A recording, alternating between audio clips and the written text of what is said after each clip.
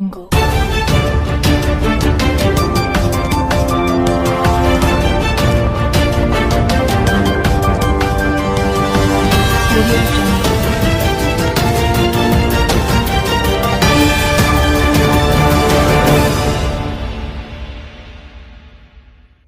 আসসালামু আলাইকুম। অনুসন্ধানী বাংলা টিভির পক্ষ থেকে সবাইকে স্বাগতম। আপনাদের সাথে আছি আমি মসরু।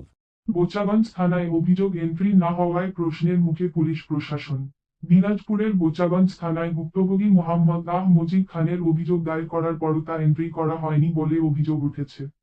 এতে পুলিশের ভূমিকা নিয়ে প্রশ্ন দেখা দিয়েছে।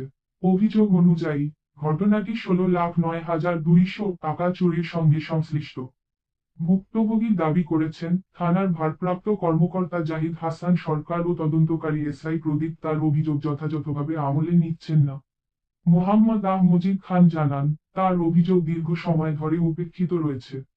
তিনি আরও অভিযোগ করেন, থানার পুলিশেরা তদন্ত চলছে বলে আশ্বাস দিয়ে বিষয়টি দীর্ঘায়িত করছে। অন্যদিকে অভিযোগের কেন্দ্রবিন্দুতে থাকা এক নারীর প্রতি পুলিশের অতিরিক্ত পক্ষপাতের ইঙ্গিতও দিয়েছেন তিনি। ভুক্তভোগীসহ স্থানীয়রা প্রশ্ন তুলেছেন, পুলিশের কাজ কি শুধুমাত্র প্রভাবশালীদের সেবা করা? কেন সাধারণ মানুষের অভিযোগ গুরুত্ব পাচ্ছে না? সমাজে গুরুত্বপূর্ণ বিষয়গুলোতে তৎপর পুলিশ এখানে এতটা উদাসীন কেন? ভুক্তভোগী মোহাম্মদ মজিদ খান বলেন, যদি ন্যায় বিচার না পাই, তবে আমি চ্যানেল মিডিয়া, প্রিন্ট মিডিয়া এবং সোশ্যাল মিডিয়ার সাহায্য নিতে বাধ্য হব।